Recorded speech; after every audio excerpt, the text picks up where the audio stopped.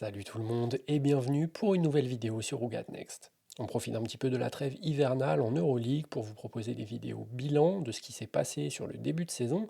Et cette fois-ci, on continue avec la course au trophée individuel, que ce soit la MVP, la meilleure défenseuse, la jeune joueuse de la saison ou le Coach of the Year. On va revenir sur tout ça avec une nouvelle venue sur la chaîne, mais que vous avez déjà peut-être vu sur des lives Swish Swish sur lesquels elle est intervenue à quelques occasions et surtout qui est extrêmement actif sur Twitter, que ce soit pour la WNBA, l'Euroleague ou le basket féminin en général. Avant de commencer, n'hésitez pas à liker la vidéo et à vous abonner si c'est toujours pas fait, et à nous dire dans les commentaires quelles sont pour vous les joueuses qui méritent de remporter des trophées individuels en fin de saison.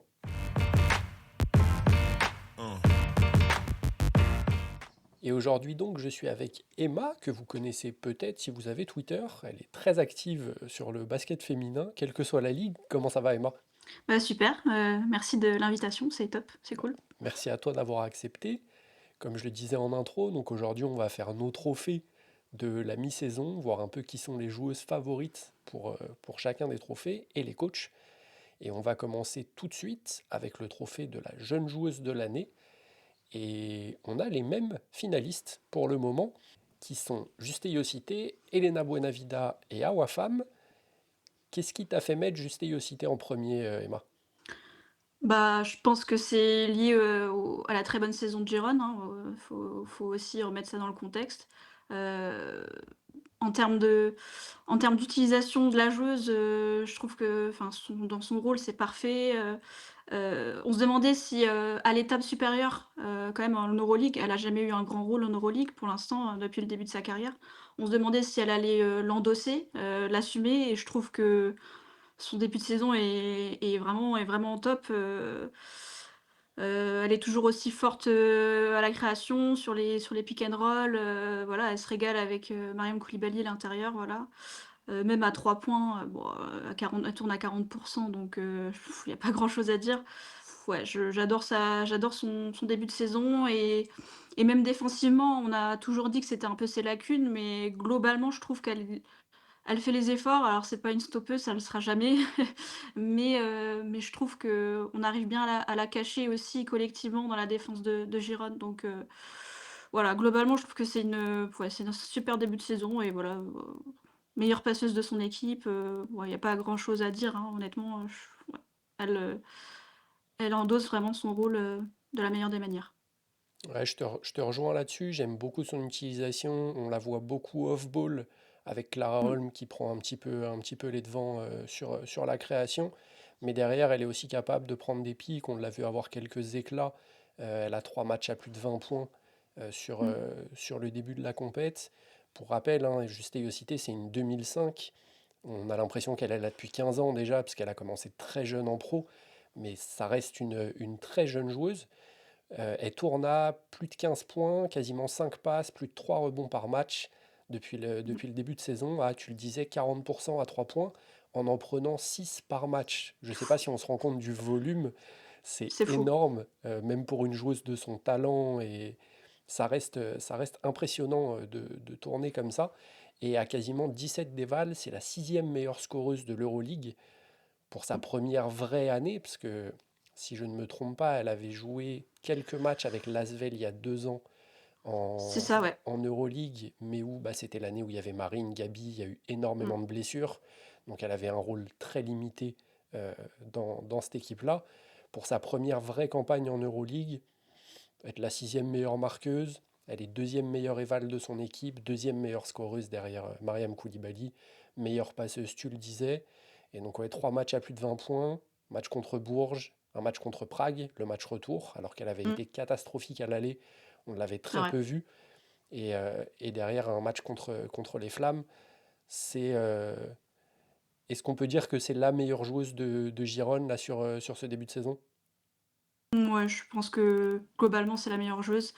C'est peut-être pas elle qui met le plus de points, mais c'est elle qui crée le plus de «jeux» entre guillemets, de par sa capacité à tirer à 3 points, donc le spacing, voilà, ça étire les défenses. Enfin, la création sur les pick and roll, enfin, franchement, c'est la meilleure joueuse, hein, il y a pas de doute honnêtement, Non, je te rejoins, et comme tu le disais, défensivement, on voit qu'elle a Mmh. progressé.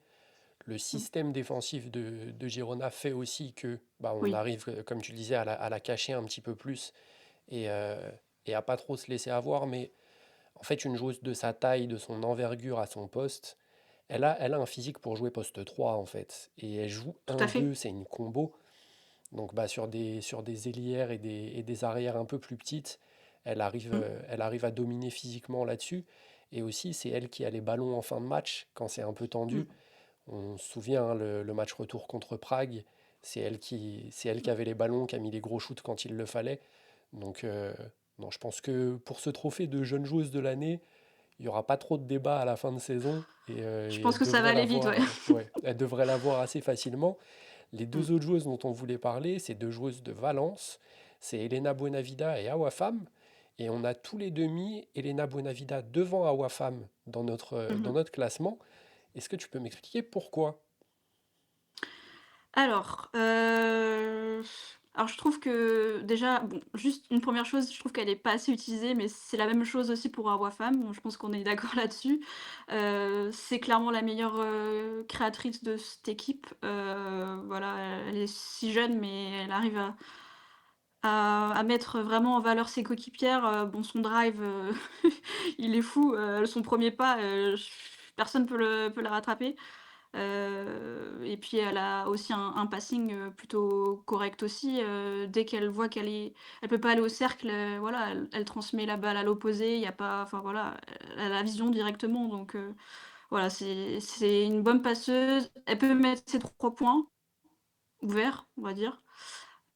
Voilà, la défense aussi, c'est plutôt honnête. Je trouve que ouais, je trouve qu'elle est vraiment pas assez utilisée et c'est un peu un gâchis, mais bon, voilà, c'est Valence cette année, on va dire. Ouais, c'est ça, on en a pas mal parlé déjà avec Gis sur notre débrief Mmh. du début de saison de Valence. C'est compliqué collectivement. La petite éclaircie là-dedans, ça reste pour nous Elena Buenavida. C'est Mmh. selon nous la meilleure joueuse de Valencia sur ce début de saison.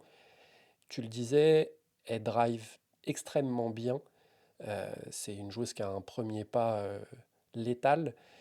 Et Mmh. malgré un passing qui reste modeste, c'est-à-dire c'est loin d'être une passeuse comme Juste Yosité par exemple, dont on parlait Mmh. juste avant, elle Oui. arrive à s'ouvrir des lignes de passe grâce à ses drives pour aller trouver un petit peu, ce qui fait qu'elle tourne quasiment à 2 passes d'aise par match. Les stats sont bien plus faibles hein, que Juste Yosité, si on regarde, Mmh. c'est 8 points, 2,4 rebonds, quasiment 2 passes, quasiment 2 interceptions par match, mais en seulement 22 minutes de jeu. Donc, Mmh. bah, c'est là où je pense que tu voulais en venir sur la faible utilisation. Et Mmh. malheureusement, même quand elle est sur le terrain, bah, on préfère donner des ballons à Leti Romero à la création ou à Caral Casas. Et forcément, bah, ça pose un petit peu problème. Et tu le disais, elle peut maintenant tirer un petit peu à 3 points. Moi, c'était Mmh. ma grosse frayeur, un peu comme avec Iana Martin quand je les voyais en jeune, Mmh. c'est que c'est des joueuses qui n'ont pas une gestuelle conventionnelle, qui, qui étaient un peu en struggle dans les compétitions jeunes sur leur tir extérieur. Et là, on regarde cette saison, elle en prend quasiment 2 par match, elle tourne à 42% à 3 points. Dans le corner, elle est devenue létale. Ouais. Si tu la À chaque laisses fois, c'est ouverte, dedans. ah, Mmh. c'est ça. Mmh. Si tu la laisses ouverte, c'est mort pour toi. Donc il y a une vraie progression d'Elena Buenavida. On rappelle, hein, c'est une 2004, c'est la plus vieille des trois joueuses. Là, elle va Mmh. avoir 22 ans cette année, donc elle a failli pas passer le cut, parce qu'on essayait de Je me suis garder posé des... la question, ouais. Est-ce qu'elle passe le cut? Mais oui, C'est ça, effectivement. normalement, c'est les joueuses de moins de 21. On aurait fait une Mmh. exception là. Et c'est Oui. sa première vraie saison en Euroleague, tout comme Juste cité. L'an dernier, elle était prêtée par Valence dans Mmh. une autre équipe espagnole. On voit qu'il y a eu une vraie progression de sa part. Moi, je me demande toujours, je pense que des trois joueuses de cette génération, là, Yana Martin, Awafam et Elena Buenavida, je pense qu'intrinsèquement, c'est peut-être la moins talentueuse des trois. Par contre, Oui, je te rejoins. je pense que c'est celle qui va rendre le plus de service à ses équipes. C'est le genre Mmh. de joueuse dont, en fait, tu peux pas te passer si tu veux gagner au plus haut niveau. Elle fait Mmh mh. tous les efforts qu'il faut faire sur un terrain. Elle met la tête là où certains voudraient pas mettre la main. C'est vraiment c'est une joueuse ultra complète qui est en totale progression, qui prend de plus en plus de responsabilités. Et moi j'ai hâte de voir ce que ça va donner pour elle à l'avenir. Ouais. Ouais, je te rejoins sur toute la ligne. Son énergie, elle est dingue sur un terrain et effectivement, ouais, j'ai hâte de voir ce que ça va donner à l'avenir. Est-ce qu'elle sera draftée un jour? Enfin, pas draftée, mais signée en WNBA? Ça peut être un objectif pour elle aussi. Ouais, je pense que l'avenir est radieux pour elle, sans aucun doute. Ouais, ouais. Et la dernière joueuse, tu parlais de WNBA, c'est Awafam qui risque d'être draftée très haut cet été, si on a une saison évidemment. Euh, Mmh. Awafam qui est la plus jeune des trois, née en 2006, qui tourne à 6,5 points, quasiment 5 rebonds, 1,6 passes par match, plus d'une interception pour quasiment 10 dévals, mais seulement 21 minutes. Encore une fois, on a une joueuse qui est trop peu utilisée. Qu'est-ce que Mmh. t'en penses toi de la saison d'Awafam? Bah, en fait, je trouve que c'est difficile de la juger parce qu'au final, il y a peu de temps de jeu et quand elle est sur le terrain, malheureusement, il y a rien pour elle, rien n'est fait pour elle, aucun système. Le problème, c'est toujours, à la création, s'il y a pas de création, bah, les intérieurs, malheureusement, elles subissent un petit peu, hein, donc ouais, j'ai eu du mal, j'avoue, à un peu juger son début de saison. Son match un peu référence, c'est le match contre le Fener où elle met 17 points, il me semble, où elle est plutôt clutch, hein, d'ailleurs, plutôt en fin de match. Voilà, après moi, ce qui me,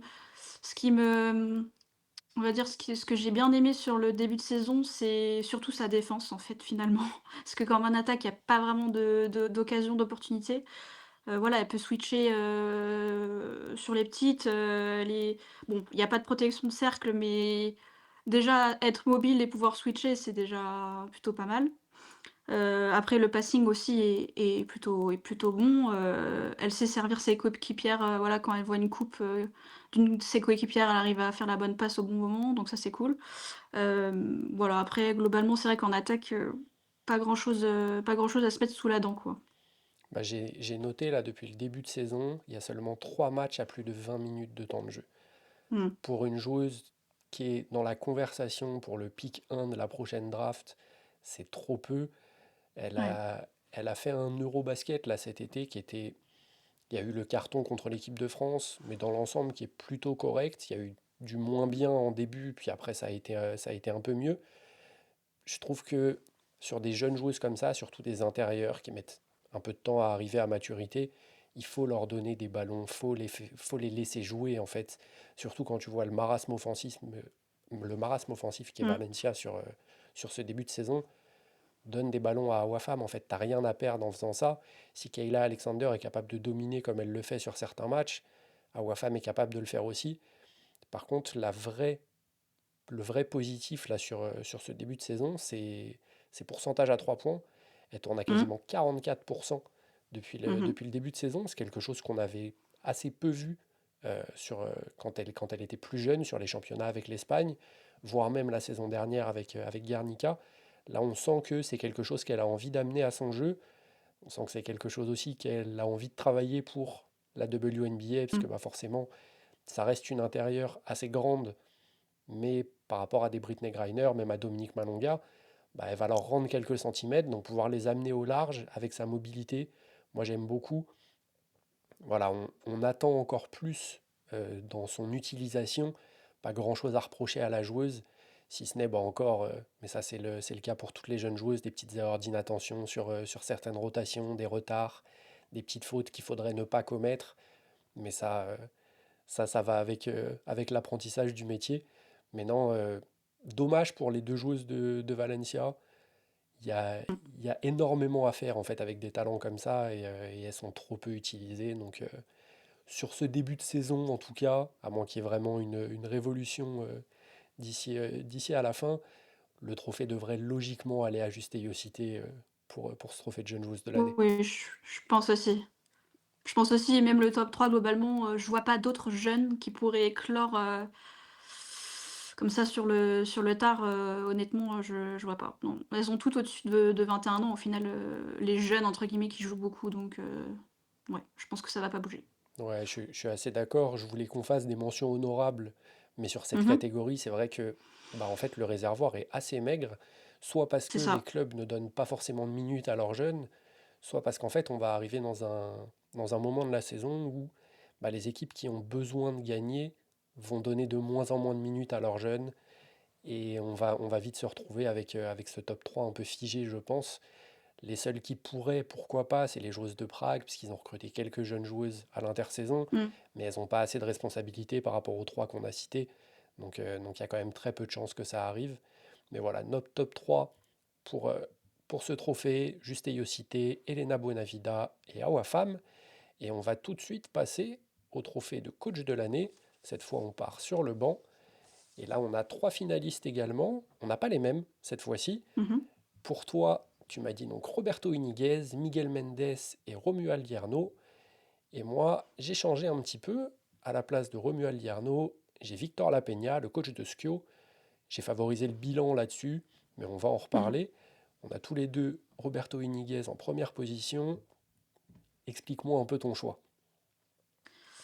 Alors, bah, déjà, je pense que Gérone, c'est l'équipe, enfin, une des 2 équipes, sur laquelle, ouais, j'aime le plus, me pencher, enfin, voilà, en termes de jeu, enfin, c'est collectif, quoi. Il y a un bon mouvement de ballon, la défense, bah, on en a parlé tout à l'heure un petit peu, elle est top, j'adore comment ils maximisent, en fait, l'effectif. Il y a pas de «star» entre guillemets, hein, bon, Yuste, c'est pas, voilà, c'est pas une «star» entre guillemets, à proprement parler, mais je trouve que ce qu'il fait pour mettre en valeur ses joueuses, c'est vraiment top.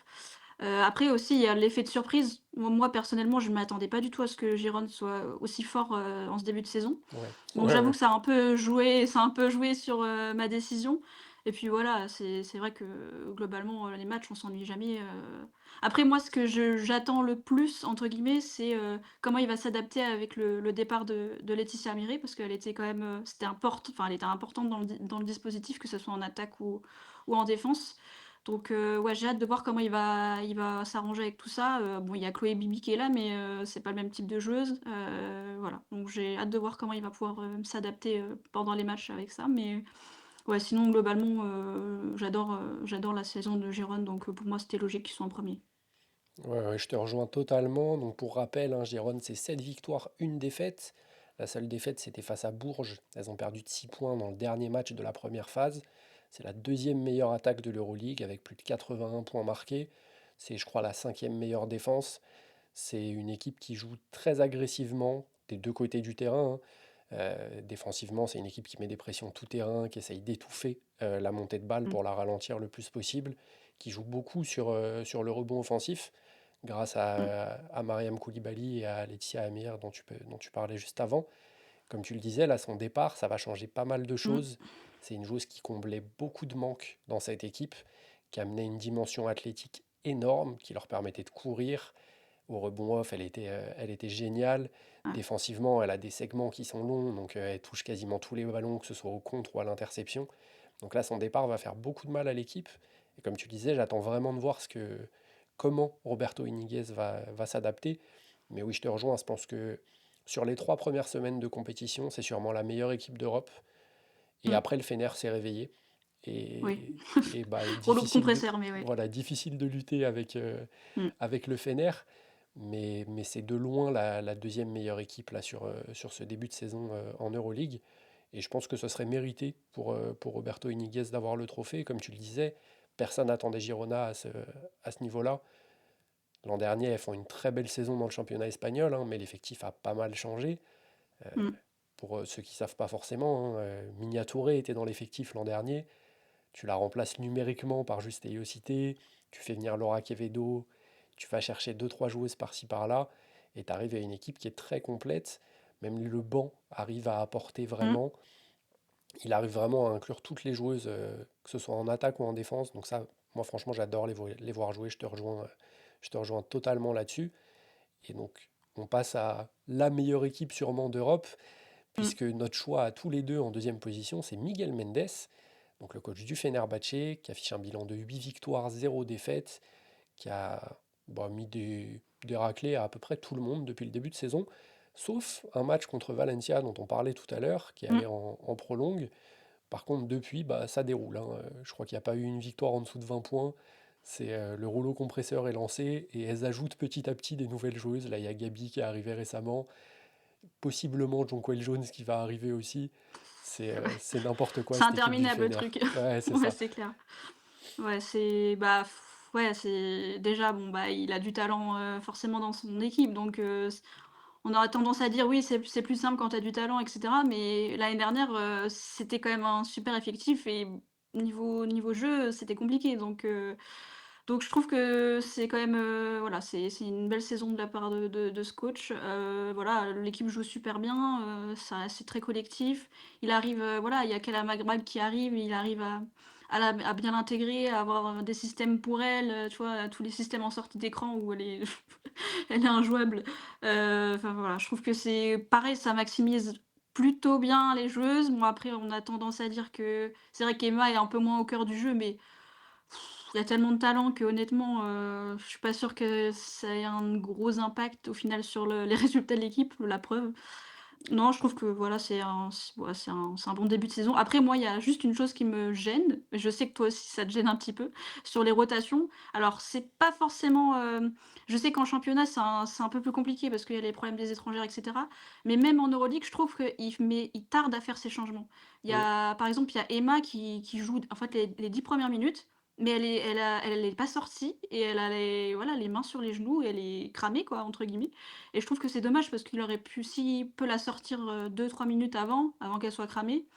Bon et en plus, il y a ce qu'il faut sur le banc, c'est pas comme si, voilà quoi, la profondeur de banc est là. Donc je trouve ça un peu dommage. Après, est-ce que ça aura un impact, sur la suite de la saison? Honnêtement, non. Mais, je trouve ça un peu dommage, tu vois? Les joueuses sont froides en plus sur le banc, l'échauffement est loin donc, voilà. Je trouve ça juste dommage. Mais, sinon, globalement, bon, c'est top quoi. Ouais, je te rejoins sur les rotations, j'en parlais avec Gis la dernière Mmh. fois. Après, c'est vrai que c'est difficile de critiquer quand on voit le bilan et le niveau de jeu, C'est ça. mais c'est vrai que si on pouvait être un peu tatillon, qu'il y avait des choses à redire, ce Mmh. serait sûrement là-dessus.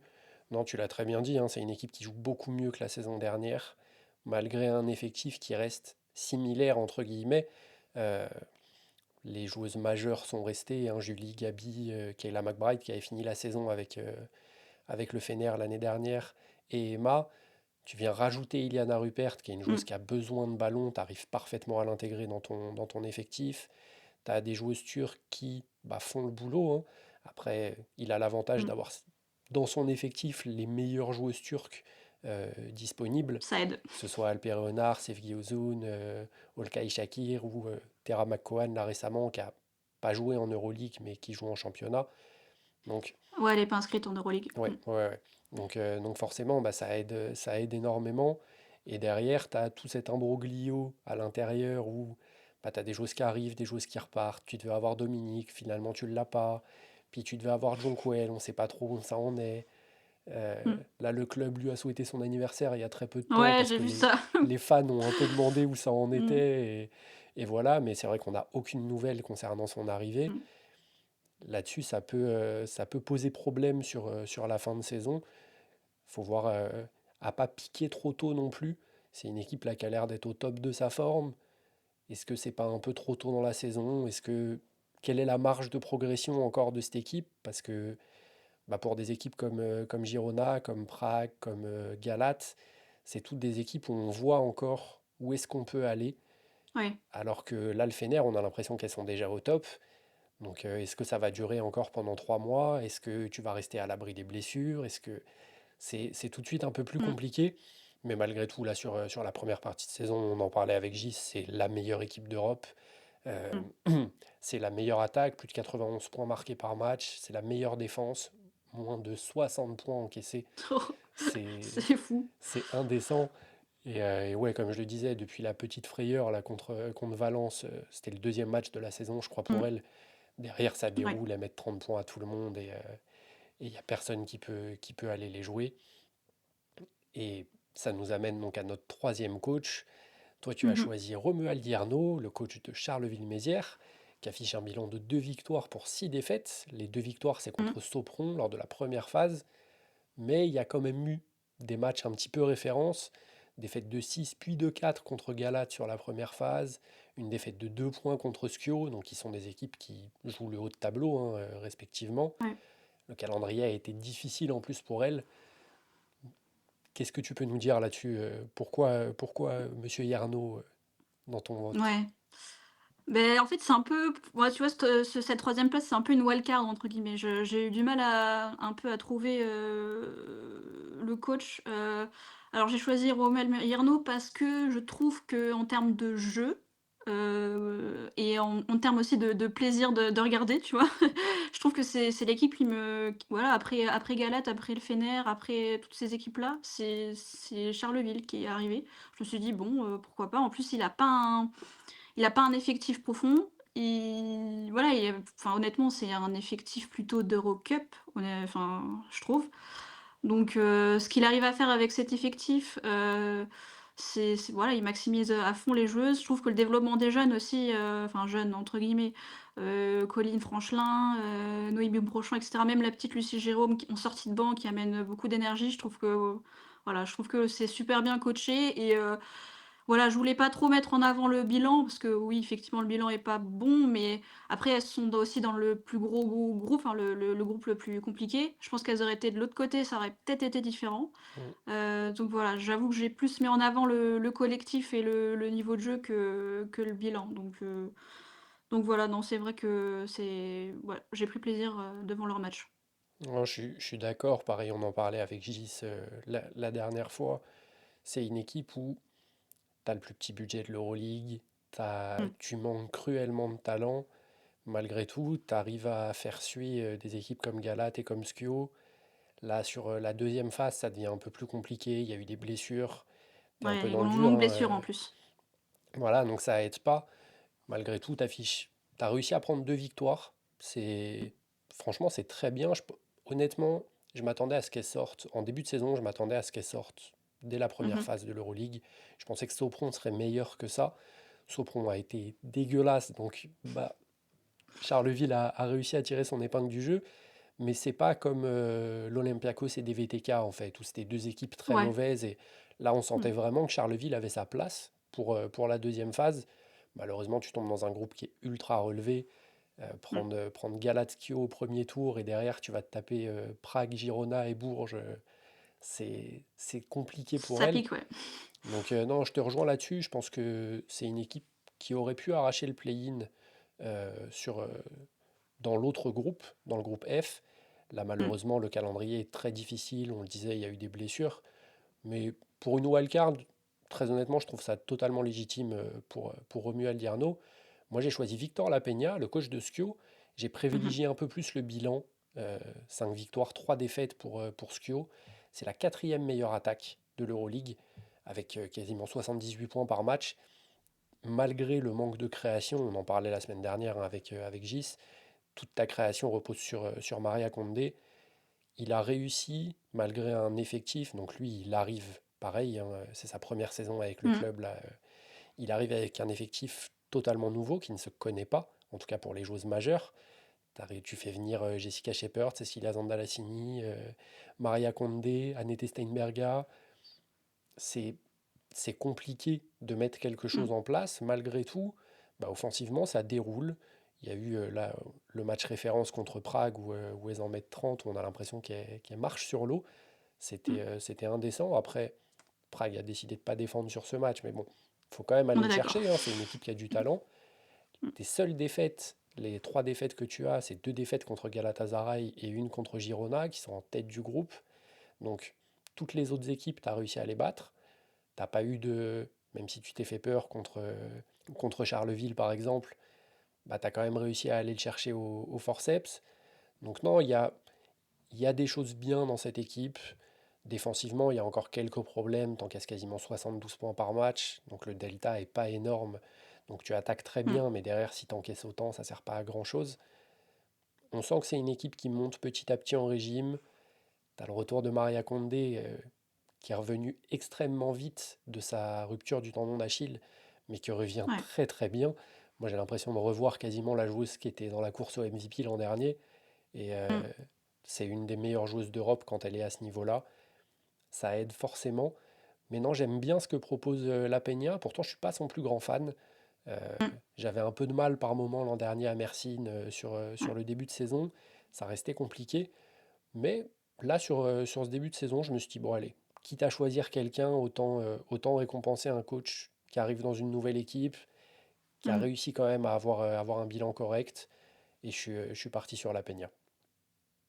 Ouais, bah, je te comprends. C'est vrai que, bah, en fait, comme il y a beaucoup de nouvelles joueuses, forcément la mayonnaise peut prendre du temps à monter, mais je trouve que là, c'est quand même c'est encourageant la grosse victoire là contre Prague, juste avant la trêve, des vacances. Ça permet aussi de lancer un peu la deuxième partie de saison et là, j'ai vu qu'en en coupe, d'Italie, là, elles ont gagné la coupe donc avec une grande Cecilia Mm. donc à voir si ça peut aussi «démarrer sa saison» entre guillemets parce qu'elle, elle arrive en retard aussi. Elle a eu du mal à se mettre en rythme, donc ouais. Je pense qu'il faut faire attention à Squio parce qu'elles peuvent être dangereuses sur cette deuxième phase. Ouais, ouais, je te rejoins totalement. Et donc du coup, on a fait le tour là pour ce trophée de coach de l'année. Est-ce que, avant qu'on fasse le récap, est-ce que tu as des mentions des coachs avec qui tu as hésité, par exemple, sur ce trophée? Alors j'ai hésité, alors c'est compliqué parce que Galate, ils ont changé de coach entre 2, entre la trêve de enfin, pendant la trêve de novembre donc je pense que, si on avait fait la vidéo «plus tôt» entre guillemets, j'aurais mis sûrement le coach de Galate. Ouais. Alors je sais plus son nom par contre, mais là je me suis dit: «Bon il est parti» et je trouve que sur les 2 3 derniers matchs d'Euroleague, du nouveau coach, je sais pas, il y a des choses que j'ai pas trop compris en termes de rotation, en termes de ouais, de jeu, de système et cetera. Il y a des choses que j'ai pas trop aimées, donc je sais pas, j'ai pas voulu mettre, le nouveau coach et en plus de toute façon, enfin, c'est pas sur une saison entière, donc c'est compliqué Mm. de le mettre dans le top 3 quoi. Mais effectivement, ça m'est passé par l'esprit. Après les autres coachs, Est-ce que Julie Barren, Olivier Lafargue, par exemple, ça peut... Parce que... j'y ai pensé aussi à Julie, mais je sais pas, je trouve en fait, je suis un peu biaisée, je pense, du niveau de jeu aussi, «proposé» entre guillemets et puis, je trouve que aussi le groupe, de l'autre côté, il est plus faible Mm. et voilà, j'aime pas comparer, toutes les équipes, voilà, c'est pas, c'est voilà, le niveau de jeu, c'est pas le même et je sais pas, je suis pas convaincue par ce qu'elle propose entre guillemets. Après son effectif est pas voilà, c'est pas un effectif non plus, puissant d'Euroleague, mais ouais, je non, j'ai pas osé mettre Jolie, j'avoue. Non, je comprends. Puis c'est vrai que pour Basketland, malgré le bilan qui est assez flatteur, hein, en fait, Mmh, tu as perdu contre...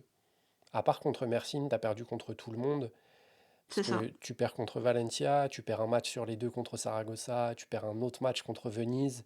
Là, il te reste Mmh, encore deux matchs contre le Fener et un match contre Valencia à ouais. jouer. Donc, tu peux très bien finir là, la saison en Euroleague avec un bilan de une victoire, 3 défaites sur tes derniers matchs. Et tout de Mmh, suite, bah, ça devient plus compliqué. Le groupe D, c'était sûrement le groupe le plus homogène, ouais. mais aussi certainement le groupe le plus faible sur ce début de saison d'Euroleague. Donc ça aide aussi à gonfler un peu le bilan. Là, on va voir ce que ça va donner face à des équipes qui sont censées jouer le titre avec le Fener et Valencia. Est-ce que Bourges a été à un moment dans la conversation? Parce que pareil, le bilan est plutôt pas mal. Tu as une victoire Ouais. contre Prague, une victoire contre Girona. Est-ce que pareil Ouais, avec Basketland, ça rentre dans la même catégorie, entre guillemets? ouais, je trouve que ça rentre dans la même catégorie et c'est aussi plutôt irrégulier en termes de niveau de jeu, en fait, d'une semaine sur l'autre, c'est compliqué. Les trous d'air pendant les matchs aussi, des rotations pareil, de Olivier Lafargue, je comprends pas, des joueuses qui devraient jouer plus souvent ensemble, qui jouent pas ensemble. Bon, c'est surtout ça qui m'a fait que j'ai pas mis, mais après quand il y a un plan de jeu clair, par exemple, je pense au match contre, c'était contre Prague Ouais, effectivement où le plan de jeu était vraiment top. Là, je me dis: «Oui, c'est ouais, il pourrait avoir sa place», mais le problème c'est que, ouais, faut avoir un plan de jeu à chaque fois clair sur tous les matchs et je le vois pas à chaque fois donc voilà, j'avoue que c'est pour ça que j'ai pas mis, non plus. très bien. Donc du coup, petit retour, on a donc Emma qui nous a mis pour le coach de l'année Roberto Iniguez, Miguel Mendes et Romuald Alierno. Et moi, mes votes, ce sera donc les deux mêmes pour les deux premiers, Iniguez, Mendes. Et par contre, pour le troisième, bah, j'ai choisi Victor Lapeña, le coach de Skio. Je pense que là-dessus, on a, au moins sur les deux premiers, c'est des coachs qui devraient être parmi les finalistes. Je Sur le pense, ouais. dernier, je pense que ça va favoriser le bilan, donc on aura peut-être le coach de Galate au Mmh. final ou un autre coach, pourquoi pas Olivier Lafargue, hein, s'ils arrivent à se qualifier Mmh. pour le Final Six. Faudra voir là-dessus. Mais ouais, je pense que les deux premiers sont assurés d'être parmi les finalistes. L'Euroleague va sûrement le filer à Miguel Mendes parce que Oui. bon, il y a peu de chances qu'elle perde un match d'ici la fin de saison. Mais, euh, mais très bon travail du coach de Girona sur ce début d'année. Et on enchaîne du coup avec le trophée de Defensive Player of the Year. Et là, encore une fois, bah, on va avoir des choix différents, tous les deux, puisque toi, tu as choisi Dorka Yuaz en première position, puis Kayla McBride et Clara Holm, alors que moi, j'ai choisi Kayla McBride, Dorka Yuaz en deuxième position, donc j'ai inversé les deux, et j'ai mis Laura Quevedo du côté de Mmh. Girona au lieu de Clara Holm. Personnellement, et je pense qu'on avait un peu la même réflexion là-dessus, sur le dernier choix, moi j'aurais mis Laetitia Amir. Malheureusement, elle est Pareil. partie. Je pense que c'était la meilleure joueuse défensive de Girona sur ce début de saison. Malheureusement, elle va jouer qu'une demi-saison. C'est compliqué de juger Mmh. là-dessus et de lui décerner le trophée. Mais du coup, on a les deux mêmes joueuses aux premières positions. Je te laisse commencer sur Dorca. Ouais. Bah, Dorca, c'est la pièce «principale» entre guillemets de la défense de Galate. Voilà, c'est une joueuse qui est hyper mobile, qui peut switcher sur les petites, protection de cercle, bah, pareil, c'est élite. Je trouve qu'en fait, quand elle est pas sur le terrain, la défense est ça se voit, en fait. La défense est légèrement moins bonne. Bon, on n'a pas les stats, en Euroleague pour regarder le on-off et cetera, mais je trouve qu'il y a vraiment un impact, considérable quand elle est sur le terrain en défense. Donc voilà, j'avoue que je voulais récompenser aussi, je trouve la très bonne défense collective de Galate, notamment sur les joueuses intérieures où ça communique bien, les rotations sont super bonnes, enfin voilà, c'était surtout pour récompenser, j'avoue, Galate. Voilà, c'est mérité, hein, pour Dorca, mais Ouais, non, je te rejoins totalement. Moi, je l'ai mis en deuxième position. euh, Parce qu'en fait, je trouve la saison de Kayla McBride défensivement absolument hallucinante. Donc du coup, c'est vrai que mmh, j'ai fait passer Kayla avant. Mais oui, Dorca, c'est elle qui ancre totalement la défense de Galate. Tu le disais, hein, quand elle n'est pas sur le terrain, on le ressent vraiment. Malgré le fait que bah, tu as Elisabeth Williams, qui est une excellente défenseuse. Tu as Awak Couillère qui bah, rend des fiers services, hein, qui est un peu plus dans le dur, un peu plus perdu sur ses rotations défensives quand elle doit tenir un mmh, duel. Mais malgré tout, ça reste des bonnes joueuses défensives. Mais quand mmh, Dorca n'est pas sur le terrain, bah, tu le ressens. Et c'est là où ouais, je te rejoins. Galate a la deuxième meilleure défense de l'Euroleague, seulement 63 points encaissés. Donc je comprends parfaitement le fait que tu veuilles mettre Dorca en premier. Puis ça serait bien, je pense qu'on va reparler d'elle pour un autre trophée, mmh, mais, euh, mais c'est une bonne chose qu'elle soit récompensée pour sa saison, parce elle fait vraiment une saison mmh, hallucinante. Il faudra voir comment ça va se traduire là sur la fin d'année, mais je comprends totalement. Bon, après, personnellement, ce que je te disais, je mets Kayla McBride en premier. Kayla, elle fait une saison, surtout en l'absence de Gabby Williams, sur une grosse partie où elle a eu mmh, beaucoup de minutes. Euh, C'est une joueuse qui est capable de switcher sur 3 voire 4 postes. Elle est petite, hein, elle fait seulement 1,80 m, mais en fait elle a tellement une puissance physique qu'elle est capable de tenir des joueuses au poste bas. Elle peut switcher sur quasiment tout le monde. Sa navigation d'écran, c'est absolument élite. Elle est toujours à l'heure. mmh, Moi, elle m'impressionne, hein. Déjà en W, c'est une joueuse que j'adore. Mais alors là, en Europe, avec des joueuses moins athlétiques en face, on a l'impression qu'elle joue avec des enfants. C'est indécent c'est un peu tellement elle est ça, ouais. forte. Et bah, elle tourne, pour Dorca, je ne l'ai pas dit, pardon, c'est plus d'une interception et plus d'un bloc par match. Donc, ils sont des Mmh, stats extrêmement correctes. Surtout que Dorca, c'est une joueuse qui a travaillé sur sa mobilité, mais qui reste très grande, qui a un centre mmh, de gravité qui est beaucoup plus haut. Donc, pour aller chercher sur des switches des joueuses plus petites, ça reste assez compliqué. Et Kayla McBride, c'est quasiment 2 interceptions par match en 28 minutes, donc elle joue 5 minutes de plus que Dorca en moyenne. Ça joue mmh, aussi sur les stats, hein, mais c'est vrai que la défense, moi je ne sais pas comment toi tu fonctionnes, mais c'est vrai que pour moi, j'ai un peu du mal avec les trophées défensifs qui sont donnés juste par des stats. C'est comme Ouais. ça que des joueurs comme Rudy Gobert ont gagné je ne sais pas combien de trophées, alors que c'est loin d'être les meilleurs défenseurs à proprement parler. Moi, c'est vrai que pour Mmh. moi, c'est le high test en fait qui va primer, c'est comment la joueuse va réagir selon les match-ups, selon tout ça. Et c'est vrai que là-dessus, moi, je donne l'avantage à Kayla McBride, mais Dorka est une réelle contender et ça me choquerait pas si elle l'a à la fin de la saison. Ça serait totalement Ouais. logique, je pense. Mais je comprends et j'aurais très bien pu mettre, Kayla aussi en 1, je trouve elle est incroyable. Après, elle est toujours dans les aides, à faire la petite action un peu, décisive, enfin, des choses qu'on voit pas forcément aussi, hein, mais ouais, non, je te comprends et pareil pour juger un peu la défense, je regarde pas les stats, tu vois? Je savais même pas que Dorka avait fait un bloc, une interception, donc mais c'est surtout, à l'œil, j'avoue. Et du coup, pour notre podium, on a deux joueuses différentes là. Deux joueuses de Girona par contre. Toi, tu as choisi Clara Holm. Mmh. Moi, j'ai choisi Laura Quevedo. Pourquoi avoir donné le petit avantage en l'absence de Laetitia Amir à Clara Holm?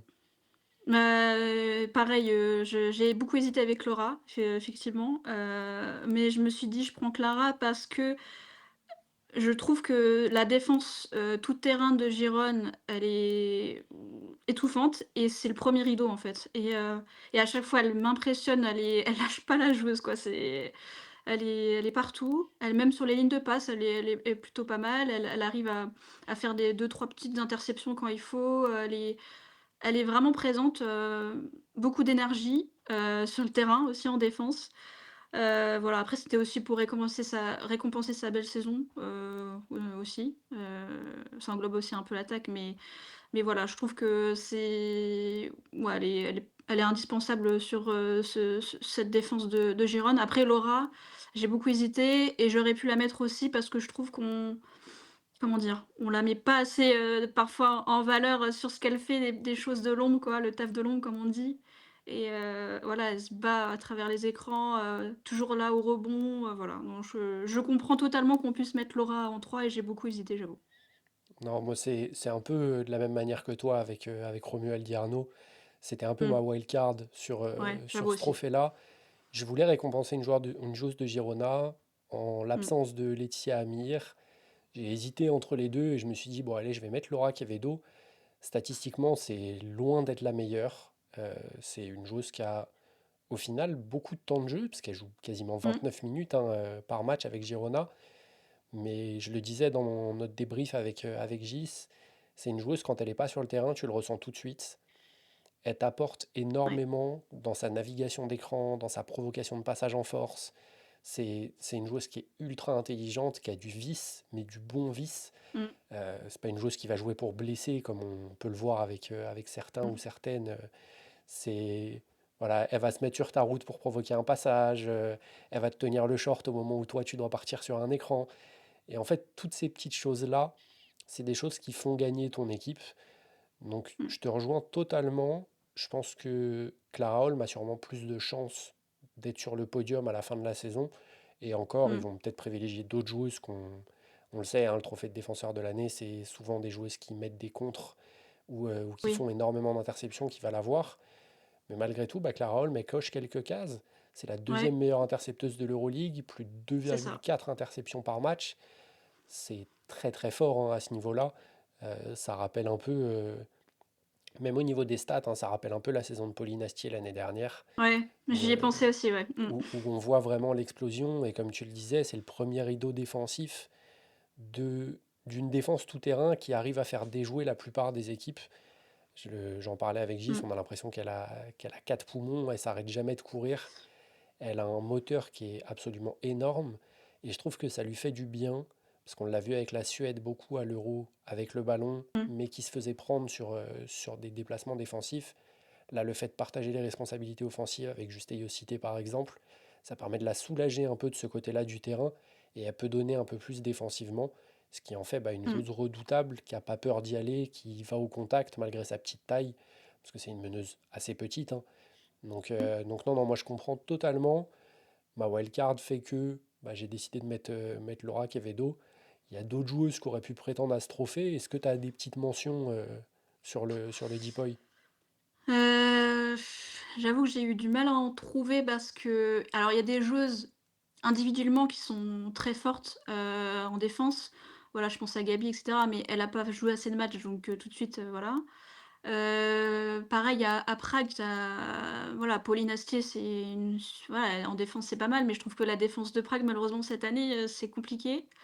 Donc voilà, j'ai peut-être été un peu influencée par la «défense collective» entre guillemets, mais voilà. Le reste, j'avoue que j'ai eu du mal à en trouver, donc je sais pas si toi, tu d'autres, d'autres noms en Bah, tête? moi, j'ai hésité fortement avec une joueuse dont on a plus l'habitude de parler pour son attaque, c'est Emma Mmh. Messman, parce OK. que on se rend pas compte de l'intelligence d'Emma Messman défensivement. Je vous Mmh. promets, hein, regardez un match du Fener en ne vous concentrant que sur les déplacements défensifs d'Emma, c'est énorme. Elle est juste ultra intelligente, elle bouge exactement là où il faut. Donc physiquement, c'est pas une joueuse qui va mettre des contres Mmh. en hauteur, qui va vraiment se mettre en opposition, mais par contre, elle est toujours dans les bons endroits, elle arrive à l'heure dans les rotations. Moi, j'ai franchement Mmh. hésité sur la troisième place, j'ai voulu récompenser Girona, mais ça aurait très fortement pu être Emma Messman pour moi. Et après, défensivement, j'aime beaucoup ce que fait Janelle sur cette saison. Mmh. Ça reste compliqué, comme tu le disais, par rapport à la défense collective de Ouais, Prague. Et après, en fait, c'est compliqué parce qu'on a des équipes qui ont des défenses collectives assez solides, mais où c'est c'est ça. difficile de retirer une ou deux individualités. Je pense à Mmh. Basketland, je pense à Bourges, Mmh. où l'identité défensive est ce qui fait qu'elles arrivent à avoir un bilan comme celui qu'elles ont. Mais bah, en fait, on a du mal à tirer vraiment une joueuse de tout ça. Pourquoi pas Marie Pardon quand elle est sur le terrain, euh, Leïla qui fait encore Leïla, une ouais, moi fois, j'ai ouais, pensé à Leïla, mais c'est pareil, c'est pas non plus hyper flagrant. Je trouve que c'est vraiment, Basketland, c'est très collectif en défense, j'ai eu du mal aussi à la mettre en avant, mais effectivement Leïla, pour une wildcard, oui, ça aurait pu. c'est ça. Ou moi du côté de Bourges, c'est pareil, c'est une joueuse dont on a l'habitude de parler beaucoup plus offensivement. J'aime bien la saison d'Alix. Alix, ouais. Mmh. Défensivement, malgré bah, son manque de centimètres sur certains vis-à-vis, bah, je trouve qu'elle fait le taf. Elle a vraiment bien emmerdé Pauline Astier sur les confrontations avec Prague. Il y a, il y a quelque chose qui s'est passé avec Alix cette saison, je la trouve bien mieux, que ce soit Mmh. offensivement ou défensivement, mais un peu de la même manière que Clara Holm, c'est la première pointe de la défense de Bourges. Elle est, je trouve, une bien meilleure défenseuse que Tima Pouille sur les Ah oui, lignes bah, arrière. largement. Mmh. Donc voilà, pourquoi Mmh. pas dans les mentions, mais je pense que ça reste assez loin de notre Ouais. top 3. C'est si vraiment on veut donner une joueuse pour récompenser une défense collective là, dans ce cas-là. Et donc on a pour Emma, pour le trophée de défenseuse de l'année, Dorca en première position, Kayla McBride et Clara Holm. Et pour moi, ce sera l'inverse, Kayla en première position, Dorca en deuxième. Et j'ai choisi Laura Quevedo pour la troisième place. Et on va tout de suite enchaîner avec le titre le plus prestigieux de l'Euroleague, Mmh. un titre brigué par Emma Messman depuis très longtemps maintenant. Ouais. Elle en a gagné 3 de suite, hein, si je me souviens Mmh. bien. C'est ça, ouais. C'est le trophée de MVP. Et bah, pour une fois, Emma n'est pas dans nos classements. Ça doit faire bien longtemps que c'est pas arrivé. Et donc toi, tu as choisi en première position Iliana Rupert, en deuxième Dorca Yuas, dont on parlait juste avant, et en troisième Julie Allemand.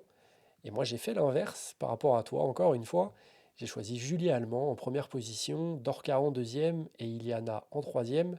J'adore la saison d'Iliana, mais j'ai envie de récompenser Mmh. un petit peu la saison de Julie. Pourquoi Iliana, toi, en première position? Le premier mot qui m'est venu en tête, c'est régularité. En fait, à chaque match, elle va mettre sa 10 quinzaine de points, elle sera, au tir, elle est, voilà, c'est une shooteuse, quoi. Son adresse est folle, après, en fait, ce que je me suis dit, c'est que le MVP pour moi, en fait, c'est le duo Julie-Iliana. Hmm, Parce qu'elles se trouvent tellement bien sur le terrain et ça dès le premier match, d'Euroleague, en fait. Tous les pick and roll, les pick and pop, enfin, en fait, le jeu était basé, exclusivement sur ça. Même Emma était pas forcément hyper, impliquée, dans le jeu. Donc en fait, c'est ça mon MVP, mais bon, on peut pas mettre de joues sur le comme ça, sur, le MVP, mais je trouve que, bah, Iliana, je trouve qu'elle s'est beaucoup améliorée sur, bon, la défense, ça c'est indéniable depuis, quelques années. Je trouve que là, ce qu'elle fait, à côté d'Emma, en défense, c'est top. Ouais, en fait, ouais, c'est vraiment la régularité, c'est vraiment le mot qui m'est venu, en tête. Après, honnêtement, j'étais à 2 doigts de mettre Julie en 1, franchement, parce que sa saison, ouah, elle est impressionnante, presque en triple-double de moyenne, enfin, ouais, j'ai beaucoup hésité, j'avoue. Non, pour te rejoindre sur la régularité d'Iliana, j'ai noté hein, quelques petites choses. Il n'y a pas un match sous les 10 points depuis le début de C'est saison. ça. Tu as 5 matchs à plus de 15 points. Elle est la Mmh. quatrième meilleure éval d'Euroleague avec 20 dévals, septième meilleure scoreuse, 36% à 3 points en prenant plus de 3 par match. Donc pareil, c'est un très gros Mmh. volume, surtout pour une intérieure.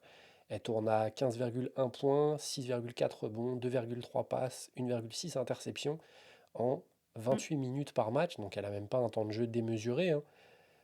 Moi, en Mmh. fait, le pourquoi j'ai pas mis Iliana en 1, c'est que l'impression visuelle de sa saison Mmh. dernière fait que je C'est la vrai. trouve encore plus impressionnante l'an dernier que cette année. Mmh. En fait, l'an Mmh. dernier, j'avais l'impression qu'elle portait totalement son équipe de tous les Mmh. côtés du terrain. Elle faisait absolument tout. Et pour moi, elle aurait dû avoir le MVP la saison dernière. Ouais, pareil. C- Honnêtement, je l'aurais donné aussi. Cette année, je trouve qu'elle pâtit un peu de la pléthore de joueuses du Fener de très très haut Mmh. niveau et qui fait que bah, en fait tout a l'air plus facile. Il n'y a plus cette impression de domination qu'on avait l'année Mmh. dernière et c'est une impression moi que je retrouve chez Julie Allemand.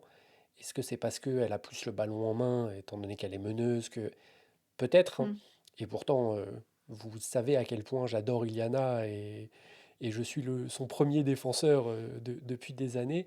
Je sais pas, elle fait une saison énorme, elle fait des chantiers à tous les matchs, mais j'ai moins cette impression de je suis la meilleure joueuse d'Europe que l'an dernier.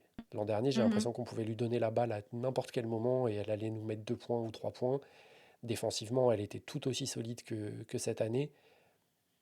Je sais pas, est-ce Mmh. que c'est parce que le duo avec Emma marche peut-être un peu moins bien et un peu moins complémentaire que son duo avec Natasha Howard. Elles sont souvent dans les mêmes Mmh. spots. C'est des joueuses qui aiment beaucoup s'écarter. Emma un peu moins loin qu'Iliana. Mais voilà, on la retrouve dans des spots un peu différents par rapport à l'an dernier. Ça me choquerait Mmh. absolument pas si elle avait le MVP. Elle a fait une saison énorme. Oui, oui. Mais c'est vrai que moi, je donne l'avantage à Julie. Tu le disais, hein, quasiment en triple-double. Elle tourne à 8,1 points, 7,1 rebonds, 8,1 passes, plus d'une interception par match pour 21 dévals en 29 minutes. Si je ne me trompe pas, je crois que c'est la joueuse la plus utilisée du Fener C'est ça, ouais. C'est sur le le plus gros début de temps de jeu. saison. Meilleure évaluation, meilleure rebondeuse et meilleure passeuse du Fener. Dans un effectif où tu as Mmh. Iliana Rupert, Emma Messman, où tu as eu Monique Billings, etc.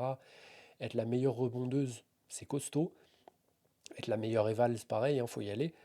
Deuxième meilleure éval Mmh. de l'Euroleague derrière Mariam Koulibaly, ça se joue à que dalle. Meilleure passeuse de l'Euroleague d'assez loin, elle a plus de 2 passes Ouais. d'avance en moyenne sur la deuxième. Et moi, ce qui m'a le plus impressionné en préparant la vidéo, c'est son ratio assist-turnover. Turnover, ouais. Elle a un ratio à 7,2. Voilà, je ne sais pas si les gens se rendent compte de la C'est un dinguerie délire, que hein. c'est. Ouais. C'est-à-dire que généralement, une très bonne meneuse, tu vas avoir un ratio à 3 ou 4. Allez, 3-4, ouais. Mmh. voilà, tu vas être dans ces eaux-là. Là, Julie, elle est à 7,2. En 8 matchs, elle n'a perdu que 9 ballons.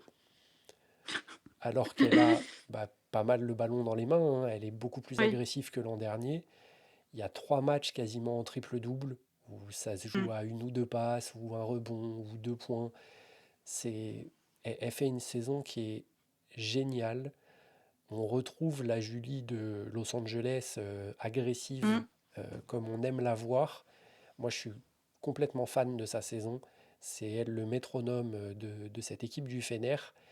Et en fait, je trouve ça encore plus flagrant Et c'est peut-être pour ça que j'ai moins cette impression de domination avec Iliana. C'est qu'en fait, Mmh. Alper Leonard fait une saison très moyenne du côté du Fener. Et que du coup, quand elle n'est pas sur le terrain, Julie, on le ressent tout de suite. Ça se voit beaucoup, Voilà. ouais. Alors qu'Iliana, en fait, l'effectif est tellement profond au Mmh. Fener que bah, Tilbe Senurek est capable de jouer des pick and roll, Monique Billings est capable de jouer des picks. Donc c'est moins bien, mais ça reste très correct. Et du Mmh. coup, on a Ouais, je moins comprends ce que tu veux dire. cette descente aux enfers quand Julie est pas, quand Iliana est pas sur le terrain que quand c'est Julie. Et c'est pour ça que moi je donne l'avantage à Julie Allemand sur cette année. Défensivement, elle est très très forte encore une fois. C'est une Mmh. joueuse que j'adore quand elle est agressive, et là elle l'est. Et l'an dernier, je disais que Pauline Mmh. Astier était la meilleure d'Europe. Je ne sais pas si Julie Allemand a entendu ce que je disais, mais là, elle a décidé de remettre les points Ouais, sur les elle i. a dit, «Je reprends ma cro» ouais, c'est ça.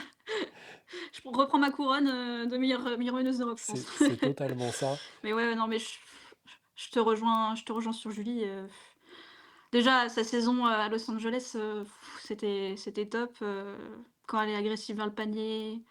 Ouais, de toute façon, c'est une joueuse hyper collective de base et là, quand elle rajoute cette agressivité vers le cercle, non, c'est top. Même en transition, c'est un dragster, en fait, c'est sachant que le Fener, on récupère beaucoup de ballons parce que voilà, c'est défensivement, c'est étouffant. En transition, il y a rien à faire, quoi et ouais, non, franchement, Julie, franchement, je là, maintenant, je suis limite à la mettre en 1 donc tu vois? Tu m'as limite convaincue. Mais de toute façon, j'ai beaucoup hésité aussi mais ouais, non, c'est top. Et du coup, la dernière joueuse qu'on a mis dans notre classement, on l'a mis à la deuxième place sur notre podium, c'est Dorca. On en a déjà pas mal parlé sur le Deepoy. Je vais refaire un petit tour, hein. Dorca, c'est 12,5 points, 7,7 rebonds, plus de quasiment 2 passes, plus d'une interception, un bloc pour 17 dévals en seulement 23 minutes. Donc elle joue assez peu Ouais, finalement par elle joue rapport peu, hein. à ses concurrentes. Meilleure scoreuse, rebondeuse et éval à Galatasaray. C'est la joueuse à tout faire un petit peu dans cette équipe. Pourquoi Dorca en 2 et pas en un ou en 3? Bah, il y a le «bilan» entre guillemets, même s'il y a pas beaucoup de différence entre Galat et le Fener. Le fait qu'elle joue moins aussi, alors c'est à double tranchant en fait. C'est soit tu la mets en 1 parce que justement elle joue moins, elle a quand même des stats donc voilà. Mais je trouve qu'elle est, bah, elle est mise au cœur du jeu, ça c'est sûr, en attaque, pour Galat. Je trouve que la relation avec, Theia Oblak, ça fonctionne super bien. Bon, c'est 2 joueuses intelligentes donc ça peut que f bien fonctionner mais je sais pas, ouais, ouais, j'aurais pu la mettre en 3 aussi, enfin bon. En fait, là, le classement honnêtement, en fait, c'était surtout ces 3 joueuses-là que je voulais Ouais. mettre en avant. Après le classement, j'avoue, bon, c'est des détails. Mais ouais, j'aime beaucoup sa saison, puis, Dorca, moi, de toute façon, je l'adore depuis UConn, son intelligence de jeu, voilà, c'est une joueuse parfaite, et en plus en Europe, je trouve que c'est encore plus flagrant, tu vois? Mm. Ça ressort encore plus son QI basket. Donc ouais, non, ouais, j'adore sa saison. En fait, elle est moins mise dans le dur physiquement face à des C'est joueuses ça. beaucoup plus rapides, beaucoup plus athlétiques qu'elle, là, sur sa saison en Europe. Et donc tout de suite, on voit que, en fait, on a l'impression que le jeu, il est au ralenti pour elle. Mmh. Elle prend le temps de tout faire. Elle a énormément progressé sur son tir extérieur. Je trouve qu'elle en prend encore un peu trop. Elle a tendance à les forcer un peu trop. Ouais. Et ça C'est vrai que son dénature un point petit sortage peu. en plus, c'est pas super. Enfin, elle est à 33 je pense à 3 points là. Ça reste Ça correct. reste correct pour une grande, mais bon, quand tu as un gros volume, c'est pas top, quoi. Voilà. Mais je trouve ouais, elle gagnerait à en prendre un ou deux de moins par match. Mmh. Vraiment, voilà, tu sais qu'elle c'est une menace, qu'elle peut écarter le jeu. Ça va étirer la défense. Quand elle est ouverte, prends-les. Mais le reste du temps, va chercher tes points près du cercle. Tu sais que personne peut l'arrêter de façon en Euroleague. Mmh. Mais non, je te rejoins. Je pense que c'est les trois meilleures joueuses là sur le début de saison en Euroleague. Difficile de faire mieux qu'elles. Là-dessus, voilà, je pense qu'on a tous les deux, on voulait pas avoir un 1 et 2 du Fener. On voulait C'est ça récompenser une aussi. autre équipe. Voilà, c'est Mais un peu ça. je pense qu'on en a un peu marre que le Fener gagne tout à chaque fois. Ouais. C'est Voilà. chiant. Donc voilà, Mais bon, c'est Dorca, les meilleures joueuses, donc bon, c'est ça. Dorca, voilà tu quoi. auras la deuxième place et c'est comme ça. Est-ce que tu as des mentions, des joueuses avec qui tu as hésité, qui auraient pu gratter un petit peu ce podium là pour le MVP? Bah, on en parlait tout à l'heure, mais Yousté, je trouve que, bah, c'est la meilleure joueuse de Gironne et bon, si on doit mettre, en avant une joueuse de cette équipe-là, vu le bilan, je pense que c'est Yousté. Bon, il y a pas voilà. Après sinon, j'avoue que j'ai eu du mal à ensuite à trouver d'autres joueuses parce que soit le bilan me fait dire que de toute façon elles auront jamais le MVP, voilà, ça part de trop loin. Après j'aime beaucoup ce que fait, Jessica Shepard à Skio. Je trouve que bon, c'est toujours des chantiers quoi, donc c'est toujours impressionnant. Sinon à Prague, j'ai du mal à ressortir quelqu'un, peut-être Valériane, mais Bah, Valériane, qui est bon, sûrement la plus régulière c'est la plus sur régulière, ce début de voilà. saison à Prague, qui est une des meilleures scoreuses d'Euroleague aussi. Mmh. Mais en fait, c'est vrai que l'équipe est tellement inconstante que c'est difficile de vraiment en dégager une sur cette équipe-là. Ouais, je te rejoins. Et pour compléter, moi, sur Jessica Shepard, j'aime beaucoup. Mmh. Elle a fait une deuxième partie là, de début de saison de très haut niveau. Malgré tout, je pense que à l'heure actuelle, s'il y a une joueuse de Skio qui mériterait Oui, c'est Maria. d'intégrer, c'est Maria Condé, qui est Oui. la joueuse la plus régulière, qui est énorme, qui s'occupe de quasiment tout dans cette équipe.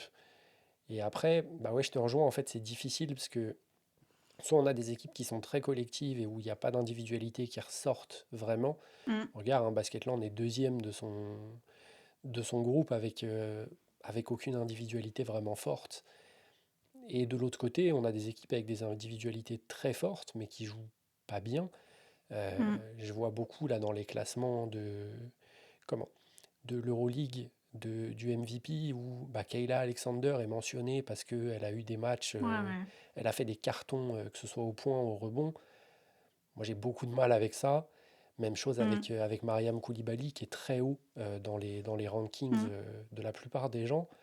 Moi, je te rejoins là-dessus, on en a parlé tout à l'heure, mais je pense que Juste Yosité est la meilleure joueuse de cette équipe sur le début de saison. Donc oui, Mmh. Mariam Koulibaly va mettre des points, mais derrière, si tu en encaisses autant parce que défensivement, elle fait pas les efforts, ça devient tout de suite plus compliqué de... Ouais et puis l'impact sur son équipe surtout, voilà, elle met ses points, mais globalement, ses coéquipières, elles sont pas tu vois, elles sont pas, comment dire? Elles sont pas «récompensées» entre guillemets par, ce que fait, Mariam Koulibaly quoi, tu vois ce que je veux dire? Bon, c'est pas une passeuse, c'est pas elle est pas «valuable» entre guillemets dans la définition. Enfin moi c'est comme ça que je le vois, tu vois? Alors oui, elle va mettre ses points, c'est important dans le basket, mais je trouve que pour par exemple, Giuste dans son équipe, c'est elle la plus valuable, celle qui va faire, enfin voilà, qui va permettre à ses coéquipières de briller aussi donc voilà. Bon c'est mon avis, c'est pareil sur, Kayla Alexander d'ailleurs, Hmm. hein, c'est moi en termes de valuability comme on dit, je sais pas, j'ai un doute. Non, je suis d'accord, et c'est pour ça que moi, s'il y a deux dernières joueuses que je mentionnerais, donc qui sont Mmh, assez loin, je pense, d'un podium, c'est deux joueuses de Galate, c'est Teya Oblak et Camilla Smalls. ouais. En fait, on ne se rend pas compte du travail qu'elles font pour rendre toutes les joueuses autour d'elles meilleures, que ce soit défensivement ou offensivement. C'est sur le début de saison, je pense que c'est deux des meilleures joueuses d'Europe. Et ça explique aussi le fait que bah, Dorca, par exemple, ne score que 12,5 points par match. C'est qu'en fait, c'est un Mmh, effectif qui est assez équilibré du côté de Galate et que, bah, un peu comme d'autres équipes dont on a parlé, il n'y a pas forcément une individualité qui mmh, ressort complètement, même si bah, Dorca a ce rôle de leader là, sur le début de saison. Mais ouais, elles sont assez loin, je pense, mais je tenais quand même à mentionner mmh. Teya Oblak et Camilla Smalls, parce qu'elles font un début de saison de très haute volée. Et donc, du coup, on fait un petit récap sur tes MVP, toi, pour ce début de saison. Donc, en première position, Iliana Rupert, derrière Dorca Youaz et enfin Julie Allemand. Et pour moi, c'est l'inverse. Ce sera Julie Allemand en premier, Dorca en deuxième et Iliana en troisième. En sachant que, bah, comme on le disait, entre les deux joueuses du Fener, la discussion Mmh. est très ouverte Ouais, et ça serait pas un scandale si l'une ou l'autre gagnait le trophée à la fin. Pour le oui. moment, en tout cas, euh, c'est elle qui domine les débats.